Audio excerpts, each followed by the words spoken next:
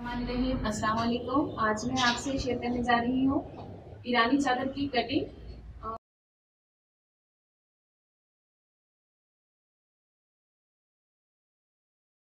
तो इसके लिए हमें चाहिए तकरीबन, ये जो है मेरे पास कपड़ा है, ये 3.5 गज कपड़ा है। इसके लिए हमें 3.5 गज कपड़ा ही चाहिए।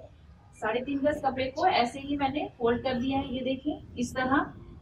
इसको अच्छी तरह फोल्ड करने के बाद मैंने इसको खुली जगह पर बिछा दिया है डबल फोल्डिंग में। इस तरह बिछाने के बाद हमने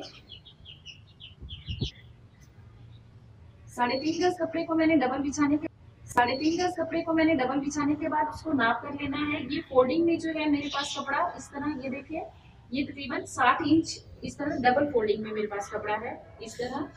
तो 60 इंच पे मैंने, जिस तरह हम अपने अम्ब्रेला फ्रॉक की कटिंग करते हैं, इस चादर की कटिंग भी उस तरह ही करनी है, लेकिन नीचे से जाकर थोड़ा सा इसको हमने अलग शेप देनी है।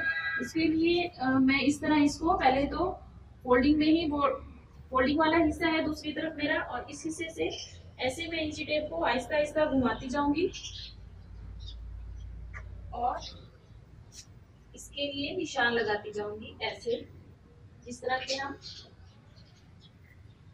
अपने अम्ब्रेला फ्रॉक को निशान लगाते हैं इस तरह।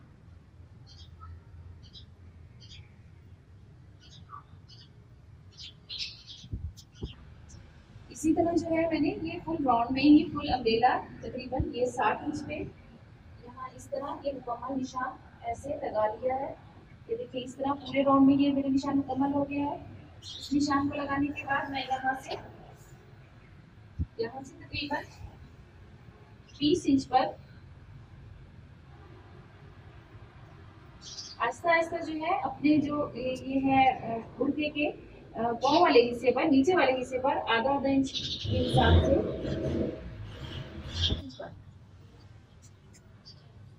ये चादर जहाँ से हमने फोल्ड की है वहां से यहाँ पे 30 इंच पर तकरीबन हम इसको आहिस्ता आहिस्ता इसकी फोल्डिंग बढ़ाते जाएंगे, और यहाँ पे जितनी भी हमने ये निशान बुलाई का लगाया हो उससे तकरीबन 7 इंच नीचे तक हम ये निशान ऐसे ही लाएंगे।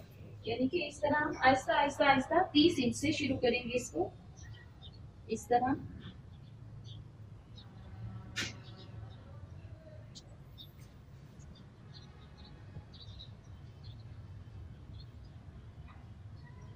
हम अपनी जो है चादर की कटिंग इस निशान से नहीं, इस निशान से यहाँ यूं लाएंगे 30 इंच तक, और फिर यहाँ से जो बाकी हमने निशान लगाया है वहां से हम ऊपर तक इस कटिंग को लेते जाएंगे।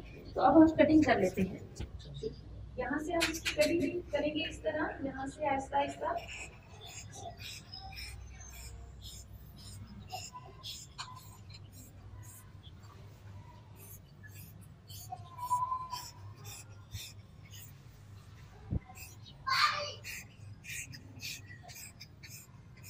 और इसी निशान पे हम अपनी कटिंग को ऊपर तक लेते जाएंगे।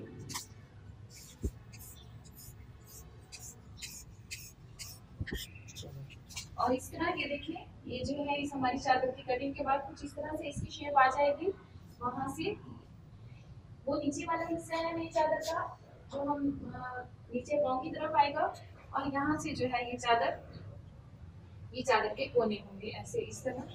अब इसको जो है मैंने तकरीबन 5.5 इंच का निशान लगा लेना है। 5.5 इंच पर यहाँ पे मैं एक निशान लगा लूंगी ऐसे। दोनों तरफ से मैंने ये निशान लेना है इस तरह। अगर हम चाहें तो आप इसको जो है इस पर यहाँ सिरे पर बारीक लैस लगवा सकती हैं, और अगर चाहें तो इसको बाजार से मशीन से यहाँ पे कुंगरी इसके चारों तरफ बनवा सकती हैं। अब ये जो मैंने निशान लगाया चादर की जो है दोनों सिरों को यहाँ से मैंने लेना है, और इसका जो सेंटर है ये वाला हिस्सा, जो ये वाला हिस्सा है ये हमारे ऐसे इस तरह सर पर आएगा, और इसके अंदर पे यहाँ पे हम प्लास्टिक लगा लेंगे। यहाँ पे तकरीबन 10 इंच पर मैंने ये दो निशान लगाए हैं बिल्कुल सेंटर में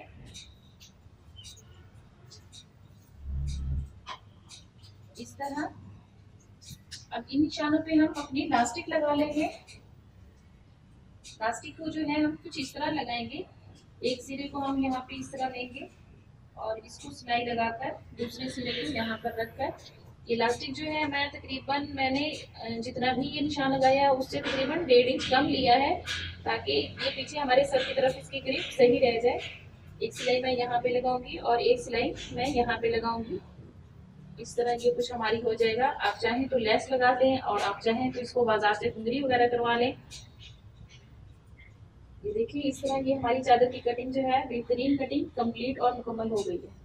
और यहाँ पे साइडों पे मैंने इसके ऐसे जिगजैग बनवाई है मार्केट से, तो आप चाहें तो यहाँ पे लेस लगा सकती हैं, और जब अगर अच्छी लगे तो आप सादा पिको भी करवा सकती हैं। इस तरह चादर के नीचे आप जो है वो हिजाब वाली कैप होती है वो पहन सकती हैं, उससे ये ज़्यादा पहनी हुई अच्छी लगती है।